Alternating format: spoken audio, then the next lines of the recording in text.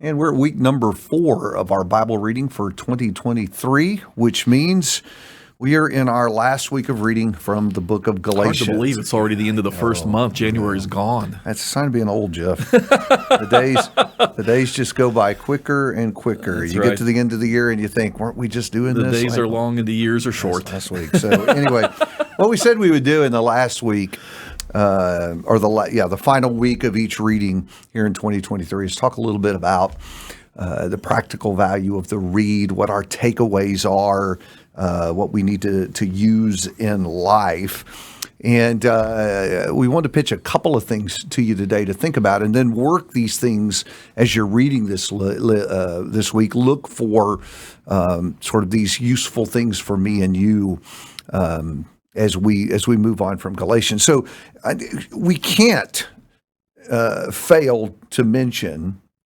how important it is that we maintain doctrinal soundness, since the whole point of Galatians is this is a letter to a church infiltrated by false teaching. I'm astonished, Paul says.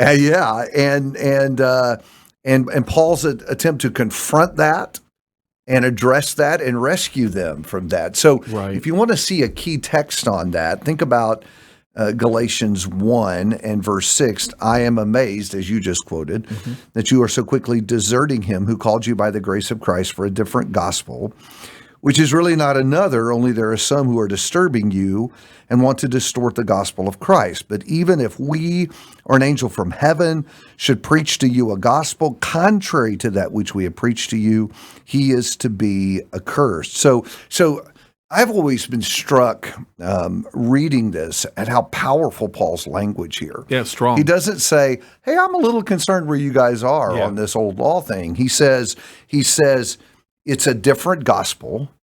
He says it's a distorted gospel. Those of you who are embracing it are deserting Jesus. And then that powerful warning against anyone who would do such a thing in verse 8. Damnation upon those who actually teach such a message. Yeah. So Paul really has a strong message here as he begins this letter.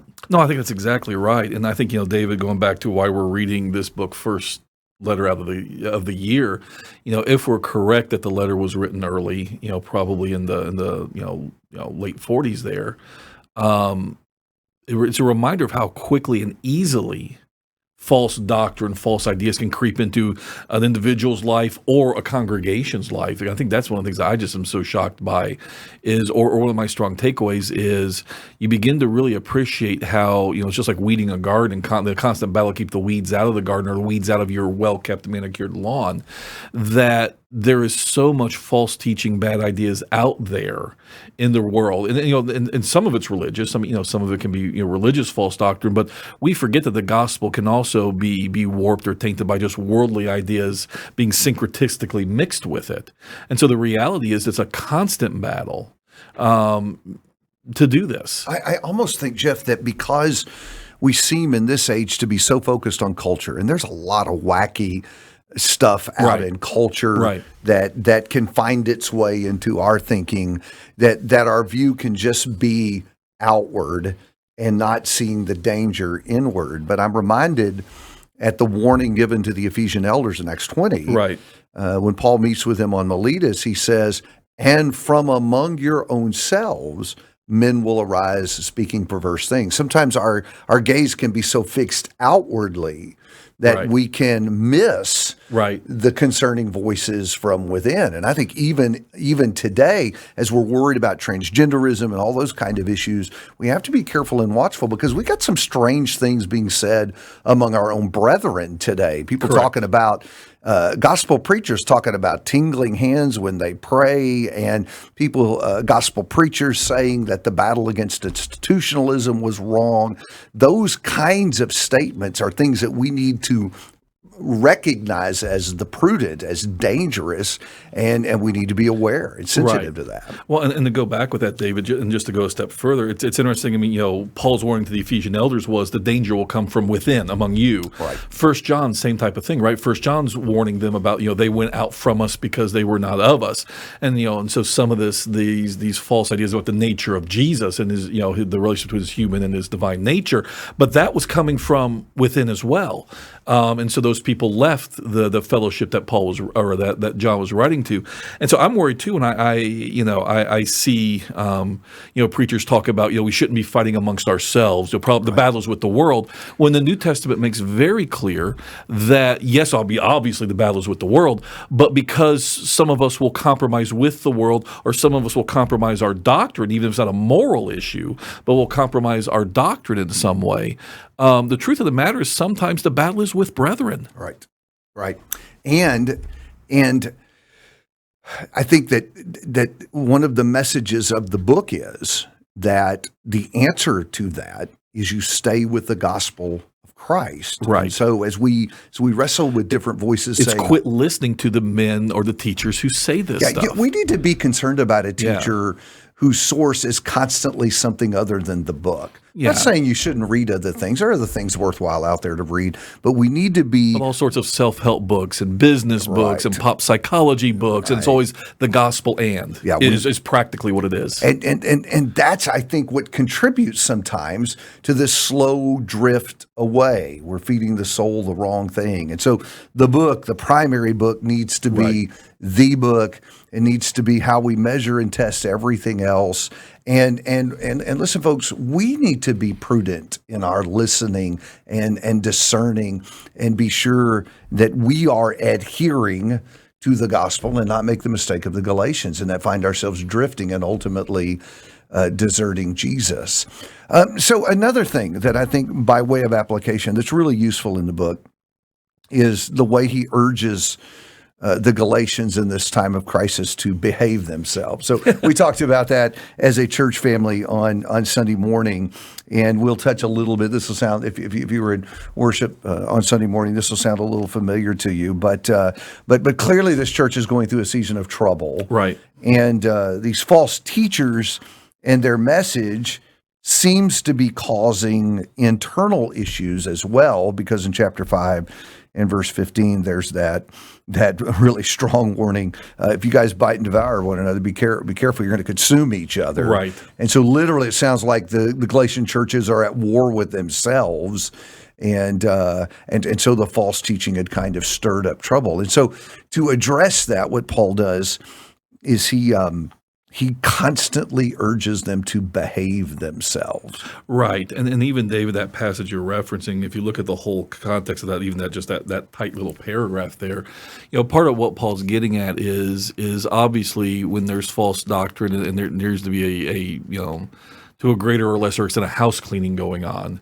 How you do it matters. And so, he talks about that, doing it in the spirit of love, of loving your neighbor as yourself. Right. There's a world of difference in standing for truth and correcting brothers, or correcting doctrine from a spirit of love versus a spirit of self-righteousness or unjust anger or something like that. The motive of restoration and reclamation is foremost, not just, again, a savage pack of wild dogs, to use Paul's kind of image he's pulling in there, where they're just devouring and destroying each other with no rhyme or reason to what's going on. That love, that the motivation that will control the methodology to a certain extent needs to be kept pure, because that's hard to do when our righteous anger is stirred up because of false teaching, because of false behavior, depending on what's going on in a local congregation. It's interesting to me right after verse 15, there is this admonition in 16 to walk by the Spirit. Right. And that's going to be repeated in this context. Walk by the Spirit. How the Spirit has taught you to behave is how you ought to behave. And I think that influences these two lists in absolutely. chapter 5. Absolutely.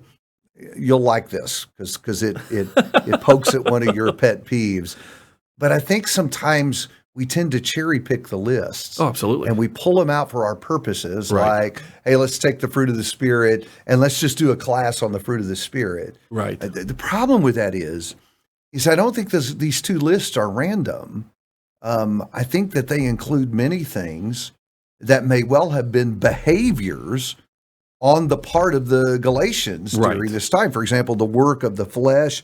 He talks about strife and enmity and jealousy and outbursts of anger. Yeah, all those kind of things you would expect when there's kind of a fuss going on in the church. And he says instead of that, what you need to do is you need to love each other, as you mentioned before, and pursue peace, be patient and kind to each other, gentle, self-control. In fact, he'll borrow that virtue and use it in 6:1 to say the same thing. When you're correcting the erring brother, be gentle with him. And so, in fact, before you get to 6, let's see, it's in verse 25.